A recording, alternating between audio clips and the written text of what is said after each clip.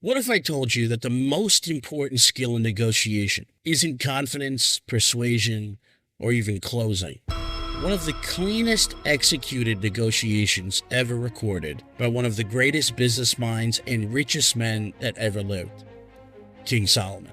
Now, in today's dollars, King Solomon would make around $1.75 billion a year just on gold. That's not including taxes, it's not including tributes, it's not including their commercial dominance. 1.75 billion just in gold in his dealings. That's because in 1 Kings, it said that Solomon would earn 666 talents of gold every year. That's over 25 tons of gold. At today's market price, that's $1.75 billion. So just to give you some perspective. So in this video, you are going to learn about the power of leverage and that it's present in every single deal. And your job is to find it, and I'm going to teach you how to use it. Now, before we get into leverage, I want to talk about intention. Because you have to do a negotiation with intention. And most people don't do anything with intention. Most people do everything by instinct, by gut, by reaction. And intention allows you to respond instead of react. Intention takes you out of what you're doing, forces you to gain some altitude and kind of look down on the board, look down on the pieces so you can get a 30,000-foot view.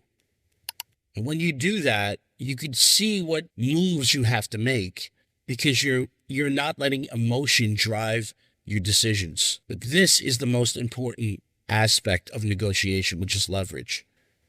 But in order to find it, you need to use intention. In fact, we should be using intention in everything that we do. Instead of reacting emotionally, we should be responding instead of reacting. What is my objective of this negotiation?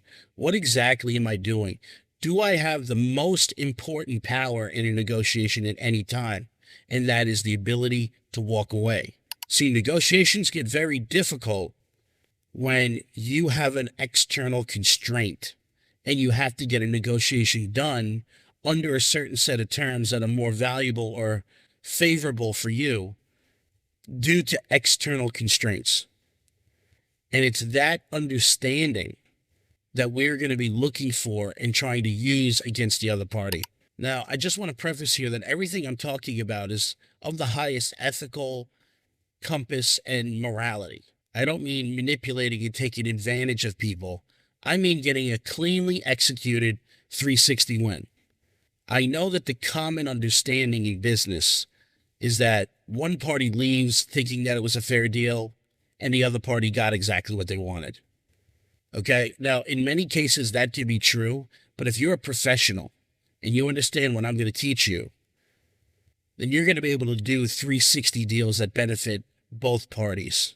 And we're going to learn from Solomon's example. Let's read exactly what Solomon did, and then let me break it down for you. So we're going to go to 1 Kings 5, and I'm going to read for you verses 1 through 12. Let me just say this. Every time you read these texts, you need to read it like it's a movie. You need to put yourself in the scenario so you understand the context. Understanding what I'm going to break down here from this text was me pretending that I was there, reading it slowly and reading it like it's a movie, not just reading it for speed.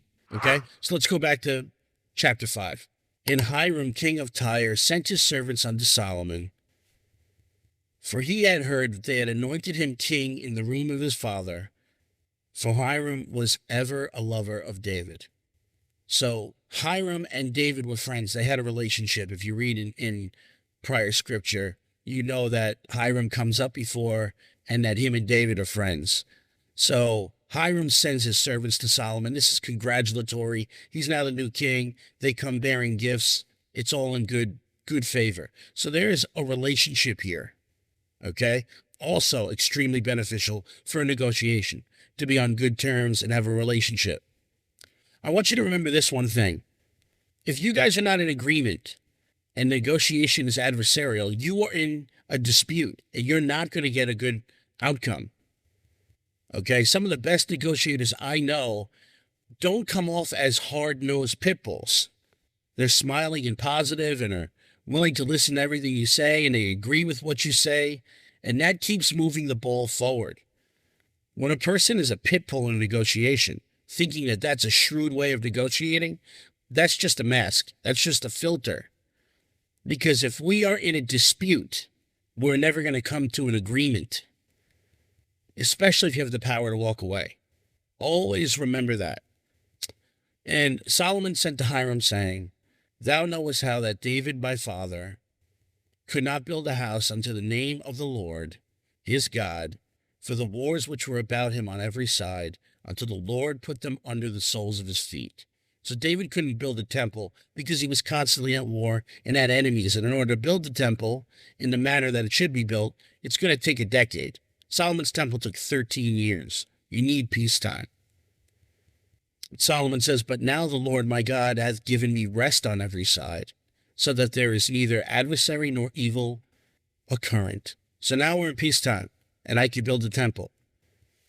And that's what I plan on doing. And he said, And behold, I purpose to build a house unto the name of the Lord my God, as the Lord spake unto David my father, saying, Thy son whom I will set upon thy throne in thy room, he shall build an house unto my name.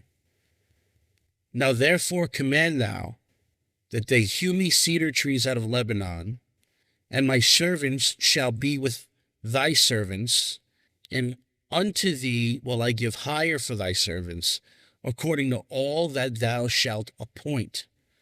For thou knowest that there is not among us any that can skill to hew timber like unto the Sidonians. And a side point here, the reason why I like the King James text is because it forces you to read slower. And for some reason, for me, by reading it slower, I could put myself in that scenario. He's saying, I command you to get me cedar trees out of Lebanon, and my servants will be with your servants, and I will give hire to your servants according to all that thou shalt appoint. So I will pay them whatever you want. And if you appoint them, they'll be my servants. That's what he's saying here. Okay? For thou knowest that there is not among us any that can skill to hew timber like unto the Sidonians. My people can't do it. Okay? Well, why is that? Why wouldn't your people be able to do it? That's because Israel doesn't have timber. It's an agricultural empire. They have a lot of food and agriculture. They don't have timber. And that's an important thing to remember here. See, reading slow will force you to ask those questions and put yourself in the text. He goes on to say, And it came to pass when Hiram heard the words of Solomon that he rejoiced greatly and said, Blessed be the Lord this day, which hath given unto David a wise son over the great people. So Hiram was happy about this.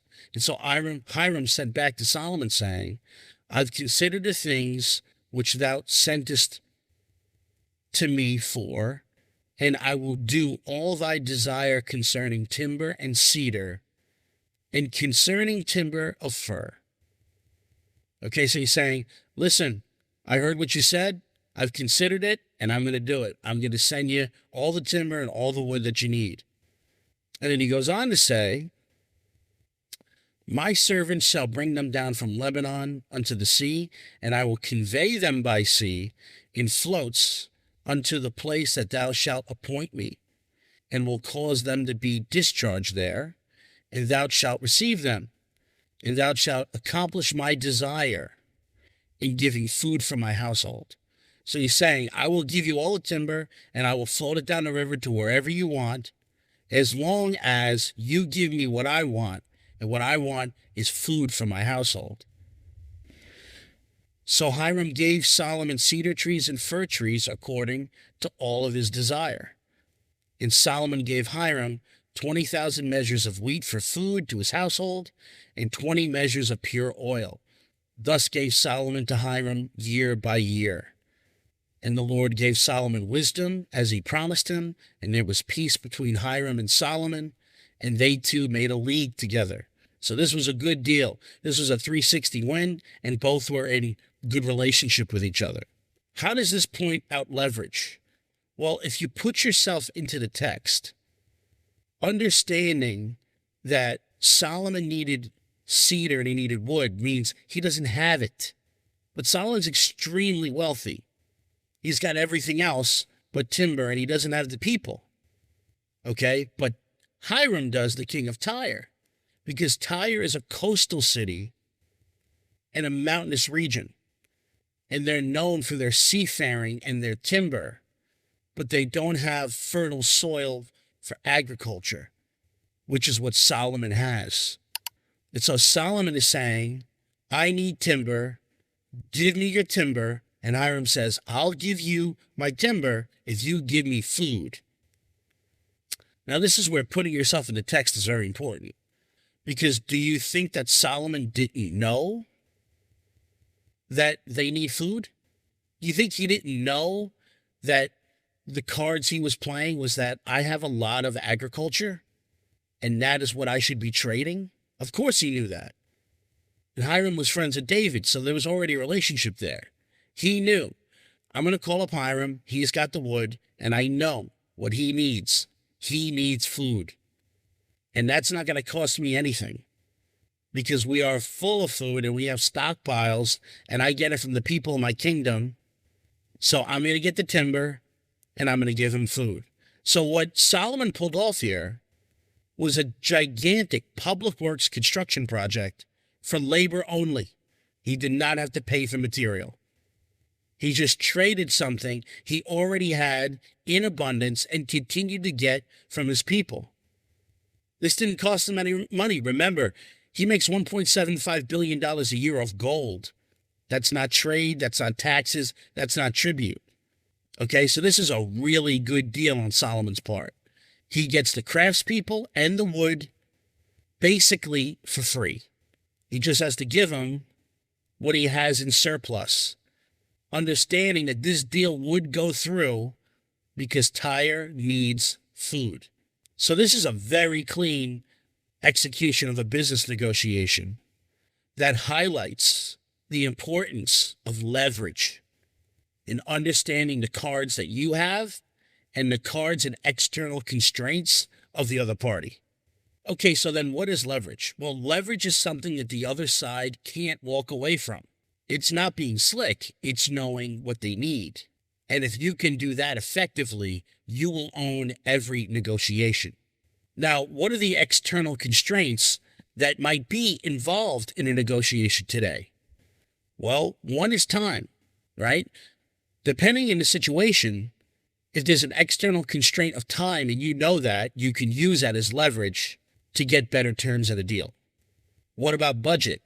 Budgetary concerns. What if you know that the other side is in need of money? They are strapped for cash. They have an external constraint that they're trying to hide and that they're never going to tell you. What if you were able to figure out that leverage point? Imagine how affected you'd be. What about potential deadlines? Projects need to get finished in a certain amount of time in order to get more budgeting, or in a certain amount of time so they don't get penalized, or a certain amount of time so they can get up and running and start earning revenue. So time is against them. And so the more time it takes to talk to people and interview, the more time the negotiation takes, the less power they have. So leverage is the linchpin here. It's the key to everything. Understanding their external constraints and what they can't walk away from. And the reason why they're doing this negotiation in the first place is crucially important. So you can have time pressure due to quota, requirements, budgetary concerns, deadlines. There could be a scarcity of supply where there's no control of raw material. There could be an issue where they don't have access to cash. They're running on credit. They need to liquidate. We need to do this negotiation. They need cash in their pocket now. This is if you're a buyer. What if they have legal deadlines, like the critical path to a construction schedule? The plant's got to get up and running to meet a consent decree by the state. If it doesn't, then the municipality is going to be fined X amount of dollars every single day until they're in order. Okay, that's leverage. Okay, and that's something great to know, especially on a public project where you typically have no leverage because you're dealing with a government entity, you're dealing with a municipality, and everything is lopsided in their favor. Well, there are times where there's an opening, and that would be a great time, especially if the schedule is late, to get a change order for acceleration or get an extension of time to get out of liquidated damages. See, none of that had anything to do with persuasion, your ability to close, your confidence in the deal. It had everything to do with understanding leverage. Okay, so how does leverage interact with tactics? Well, leverage is a force multiplier. All the tactics that you want to use in negotiating where you're framing certain parts of the deal, remember, whatever you put a frame around sets the value of that thing. If you have a picture in a $50,000 frame, that could be a $5 million masterpiece piece of art. The frame around it dictates the value of it. So anytime you frame something a particular way, you're adding value to it. So if you frame certain parts of a negotiation, whether it's the money, whether it's the time, whether it's certain clauses in a contract, you are assigning value to it based on the frame that you're putting on it. Well, those tactics do matter. Okay, but the leverage is the force multiplier, and that's where leverage and tactics meet. So, see, without leverage, persuasion is just noise. Charisma without leverage is just a begging suit. See, in this scripture, Solomon didn't pitch. He structured. He knew what Tyre lacked, and he made that the price. The most important negotiation lesson ever is directly from the Bible, executed perfectly by King Solomon. So how do we then practice this? Well, we can do it very simply with the ALP formula, altitude, logic, and pressure. See, altitude is going to allow you to zoom out, and it's going to allow you to see all of the pieces on the board. Okay? Logic is going to allow you to match strength to needs, and pressure is going to allow you to put professional pressure, ethical pressure, and posturing on moving the deal forward, which is exactly what Solomon did and executed flawlessly. So hopefully this gives you some insight and changes the way you look at negotiation, because negotiation is everything, okay? Remember, selling is building rapport, answering questions, handling objections, giving the presentation. Closing is getting another party to say, okay, I'll go with you, as long as the price and terms make sense. And price and terms is negotiation. And this is what most business people get wrong. They call that closing. That's not closing. Okay, I understand the terminology. Is the deal closed? That means, is the deal inked? Well, deals only get inked at the negotiation. There's a selling portion, then there's a closing portion, getting the other people to say, okay, I am willing to do a deal with you. This all makes sense, but I can't do it if the price and terms aren't right. And 100% of your deal making and your earnings is going to come from your ability to negotiate. That's why this is so important. So if this has turned on a light bulb for you, then I highly recommend you watch more of my videos, come to my website, altitudelogicpressure.com, and check out my masterclass on negotiation. Now, my masterclass on negotiation isn't a course. It's a 4-week live class that I run on Monday nights, and I run it.